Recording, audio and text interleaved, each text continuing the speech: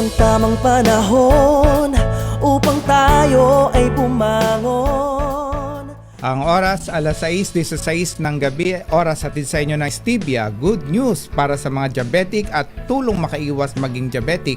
Bawasan ng sugar, gumamit ng sweetened peat Stevia Natural Sweetener, 0 calories, 0 cholesterol.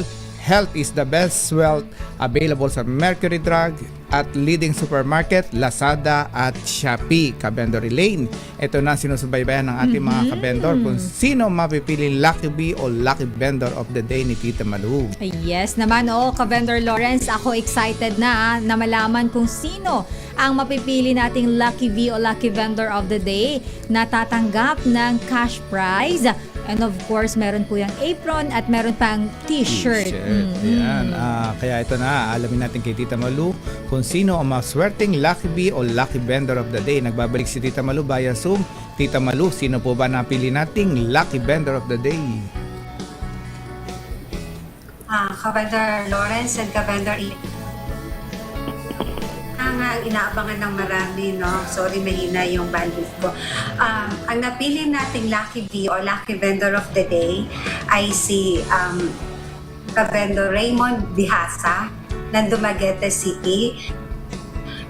Alam nyo, Kabendor Lawrence and Kabendor Elaine, ito Raymond pala ay isang banana Q at kamote Q vendor.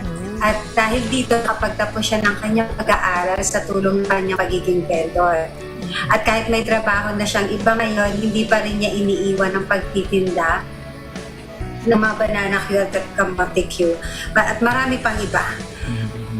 2014 nang nagsimula magtinda ng banana Q hanggang nakapag-graduate siya sa kursong Medical and Dental Nursing Assistant sa Negros Oriental State University.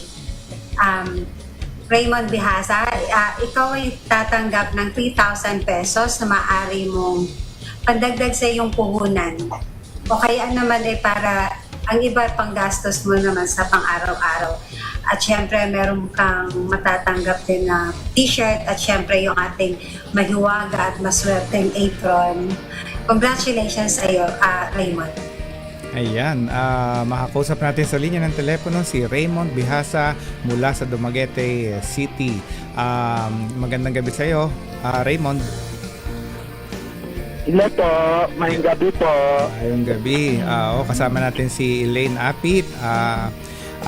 Ano ba ang masasabi mo sa maagang regalo namin sa iyo na 3,000 pesos mula kay sa ating nag-iisang Lucky Bee na si Tita Malu? Anong gagawin mo doon sa 3,000 pesos?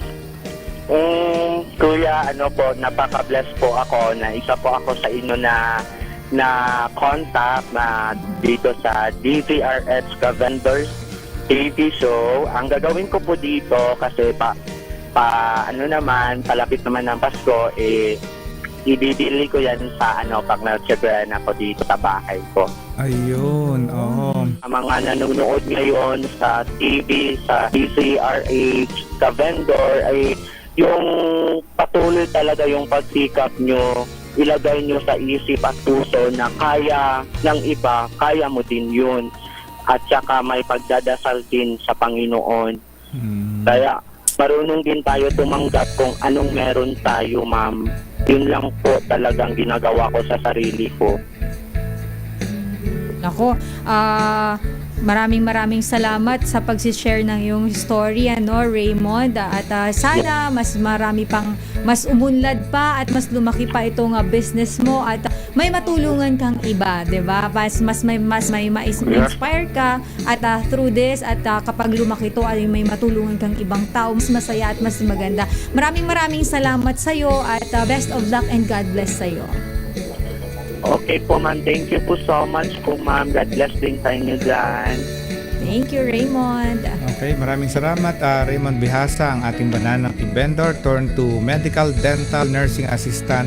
At congratulations uli sa iyo. Nakaka-inspire ang iyong istorya ng kwento ng buhay dahil sa pagtitinda ng banana Q at kamote Q ay nakapagtapos ka ng pag-aaral. Pag-ukultan natin ang inspirasyon ng ating mga kababayan dyan sa ginawa ni Raymond kasi kahit anong hirap ng buhay, kayang-kayang umangat at nagkaroon nga siya ng bahay sa pagtitinda niya ng banana Q at kamote Q.